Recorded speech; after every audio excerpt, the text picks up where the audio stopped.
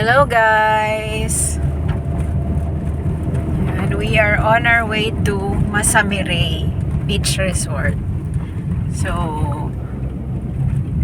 maganda naman yung daan dun sa mga nadaanan namin. Pero, yung papunta sa resort, eto na. Medyo mahaba-haba lang to. Mga 9 kilometers na one lane lang. So, pag may masasalubong, ingat na lang. Medyo maliit yung daan nila papunta. See you!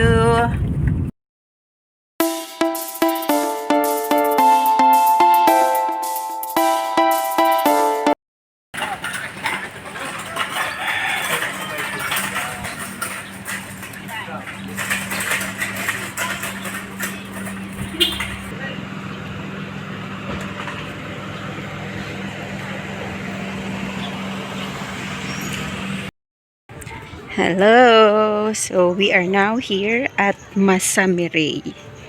Yan, medyo nabubulol ako sa pangalan ng resort. Yan. Yan. So, ito yung room nila. Tadan! Aray. Yan, close muna natin. Okay, so ito yung room nila. Yung kinuha namin is couple villa. So meron silang dalawang queen size bed. Yan. Actually, I think pwede siya for 4. Itong room na to. So, simple lang. Yan. Mataas yung ceiling. Maganda kasi. Maaliwalas tignan. Of course, yung typical, yung usual. Ayan. Good for 4 nga siya. So, may free water sila.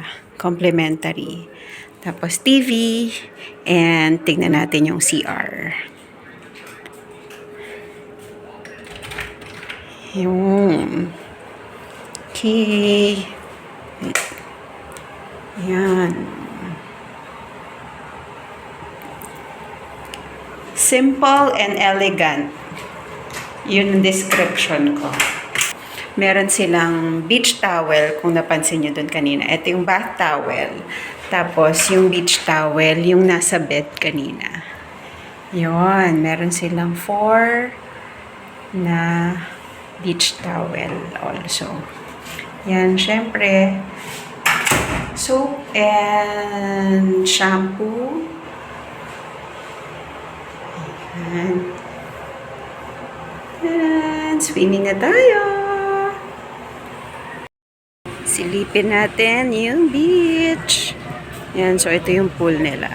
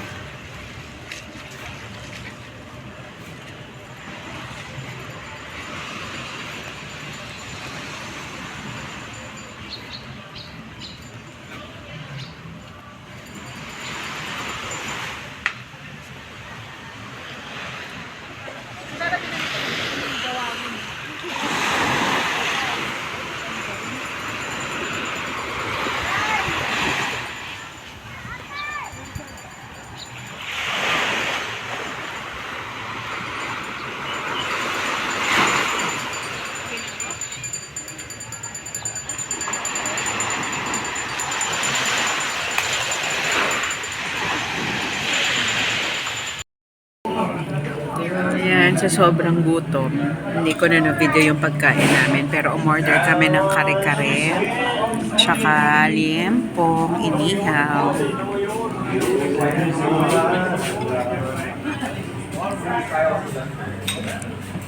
Dinner by the pool. Hi! So, katatapos lang ng dinner namin. At ito yung pool area nila. Yan din yung restaurant nila. So, punta tayo sa beach. Bilang malamig ang hangin pa. Yan. So, ito yung kanilang setup dito sa harap ng beach. And meron silang mga ganito. Ano ba tawag dito? Kubo? Cabana? Yan, na pwede kang magstay pag naka-check-in ka naman dito. Kung ayaw mong sa room lang at i-feel ang beach vibes, yan, pwede ka magstay dyan. So, in fairness, dito, maliwanag naman. Tsaka actually, maganda yung okay yung mga staff nila, mababait. And may security, visible sila talaga. Tapos binabantayan nila yung mga guest nila, in fairness. Yan, kaya lang, hindi ako makapunta doon sa beach. Maya-maya na lang kasi may nagpo-propose. Siyempre, ayaw natin makasira ng moment.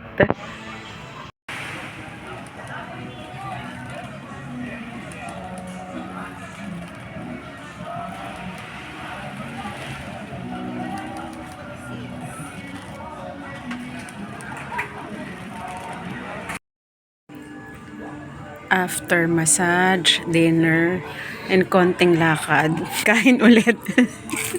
Kain ulit ng nachos, coffee, and blueberry cheesecake. Diba? Kain lang ng kain. Yan, balik na tayo. Let's have our breakfast. Actually, yung breakfast nila plated. Pipicturean ko na lang, ipapakita ko sa inyo yung choices nyo. Ayan, ito yung ating breakfast. Bagnet, ano to? Bagnet bacon. Tsaka Alaminos longganisa with free coffee. Good morning! Last day here at Masamirey Cove Resort. Yan. So, bago ko i-enjoy ang last day, syempre mag-review muna tayo. Yan. Disclaimer, hindi po ako sponsored ng resort. So, magbibigay ako sa inyo ng honest review ko dito sa resort. So, one is yung beach. Kung ikaw kasi beach person, siguro sa dami na lang nung mga napuntahan ko ng beach. Kaya, to me, ang rating is a 3 out of 5 star. Okay naman, in fairness, clean yung resort. Sabi ko nga, based sa experience ko kasi, may mas maganda pa akong napuntahan na resort. Another thing is yung accommodation. Definitely yung accommodation is 5 out of 5. Kasi maganda talaga, malinis. And yung staff nila, sobrang babait. Tapos, yung food, I think, since hindi naman sila nagsispecialize, 'di ba, na restaurant, hindi naman 'yun ang business talaga nila. Okay naman yung food. For me, yung food is probably mga 4 out of 5 star din. Ayan. And, what else? Yung serene kasi yung area mismo, yung resort. However, meron silang mga hindi controlled na mga ingay, syempre outside the resort kasi meron naman limitation yung property nila. So yun, medyo minsan merong mga video o mga sounds na masyadong malakas. Pero pag wala naman, okay naman. Yan. And yung daan papunta, yung papasok na dito sa loob ng resort, medyo ano siya, one lane lang. So magbibigayan talaga kayo pag may nasalubong ka. Pero ang maganda ron, sementado. Kasi may mga napuntahan din kaming resort na hindi pa talaga develop masyado. Yan. So, what else? So, overall rating, I think 4 out of 5. Kasi okay naman yung experience dito sa hotel. Tapos kung ang pag-uusapan lang natin is yung resort nila, okay naman. Yung mga ibang information, makukuha naman yon sa kanilang page, sa Facebook page nila. So kung gusto niyo mag-inquire, also yung mga prices nandun naman. By the way, bago ko makalimutan, we also tried the massage. Mababait din yung mga nagmasahe sa amin and very accommodating. Tapos may dala na kasi silang portable bed, hindi kayo dun sa bed nyo sa room imamassage. Yan. Okay, so yan po muna for now. Mag-enjoy na muna ako dito sa resort.